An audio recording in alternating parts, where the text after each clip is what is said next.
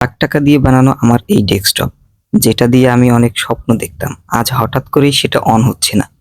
Power button চাপ দিতেই fan ঘুরছে, র্যাম লাইট জ্বলছে, সবকিছু ঠিকঠাক মনে হচ্ছে, কিন্তু সবচেয়ে গুরুত্বপূর্ণ জিনিসটা, স্ক্রিনে কোনো সিগন্যাল আসছে না। বারবার চেষ্টা করছি, একবার অন একবার অফ, কিন্তু ফলাফল সেই একই, ব্ল্যাক স্ক্রিন। মনে হচ্ছে সমস্যা কোথাও লুকিয়ে আছে, কিন্তু ধরতে পারছি না।